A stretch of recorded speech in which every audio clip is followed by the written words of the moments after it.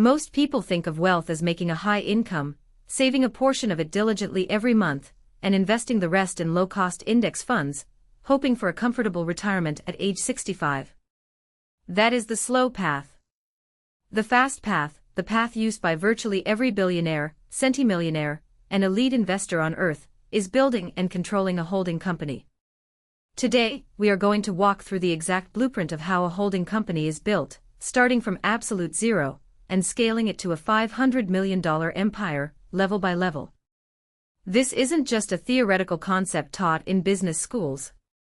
This is the exact playbook used by Warren Buffett to build Berkshire Hathaway, by Elon Musk to organize his ventures, and by Bernard Arnault to dominate the luxury market. And by the end of this video, you are going to understand exactly how to start structuring your own wealth vehicle, no matter where you are starting from right now. We will break down the mechanics, the psychology, and the financial engineering required to pull this off. Let's start at level 0, the foundation. At level 0, you don't have a holding company. You don't have leverage. You have a job or a single small business where you are heavily involved. You are trading your precious time for money. If you stop working, if you take a vacation, or if you get sick, the money stops flowing completely. The biggest mistake people make at this level is thinking that the goal is to just get a higher paying job, or to hustle harder by working 80-hour weeks. The real goal is fundamentally different.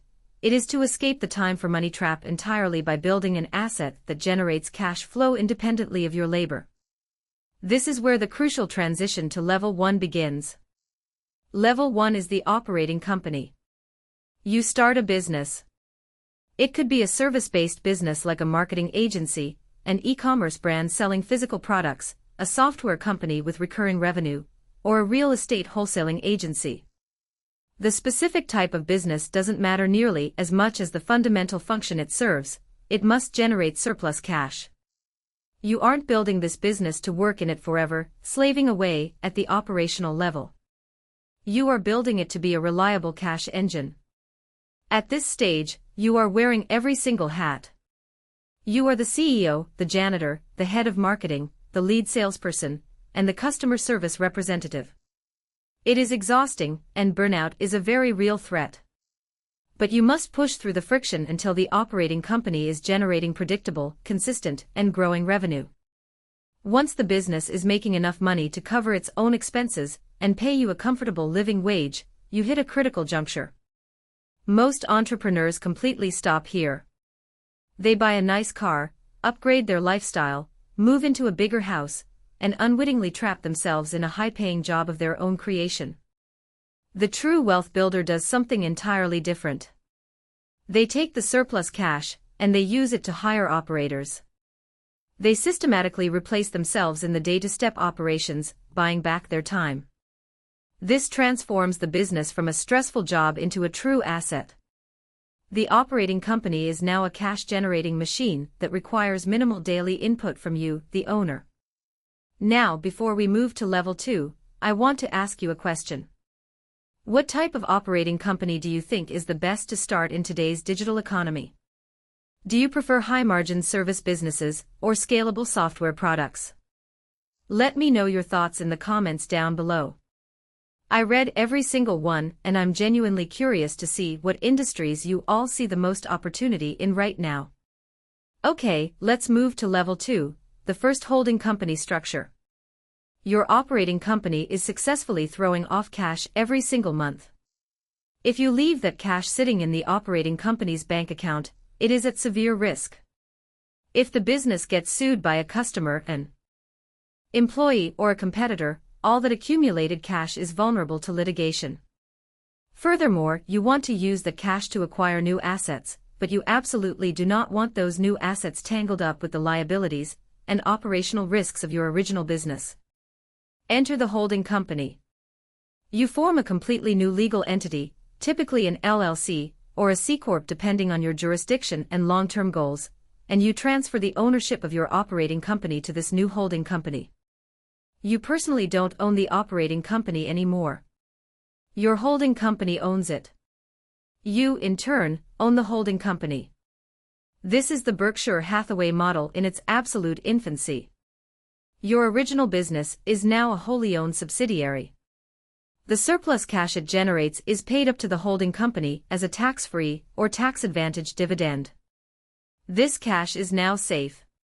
It is insulated behind a corporate veil, completely separated from the daily liabilities of the operating company. Now you have a holding company with a growing pile of cash. What do you do with it? You don't just let it sit there losing value to inflation. This brings us to level 3, horizontal and vertical integration. You use the cash accumulating in your holding company to acquire or start a second business. You don't just guess and start from scratch in an industry you know nothing about.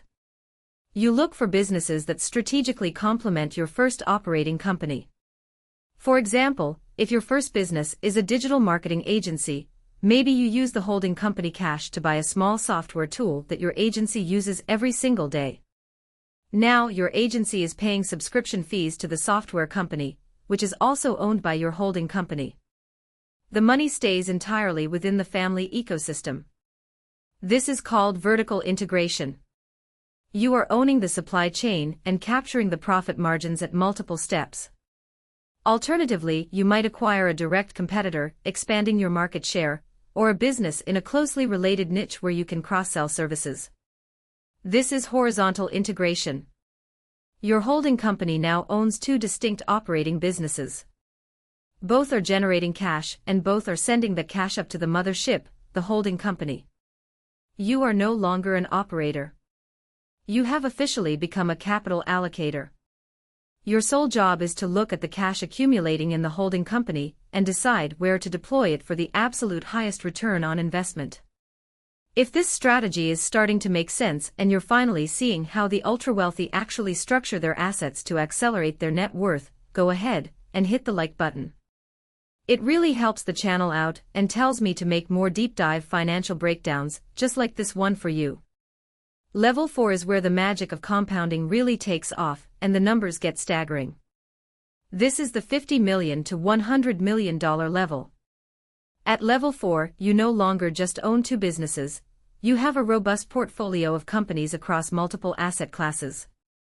You might own a significant real estate portfolio generating rental income, a chain of local service businesses providing recession-proof cash flow, and a minority equity stake in a highly promising tech startup with massive upside potential.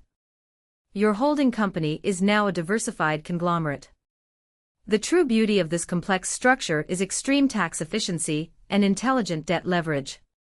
Because your holding company owns multiple assets, it can use the free cash flow from one highly profitable business to fund the aggressive growth of another, often without triggering the massive taxable events that you would face if you tried to move that money as an individual taxpayer. Furthermore, your holding company can now borrow money at incredibly favorable, institutional rates. Banks love diversified, stable cash flow.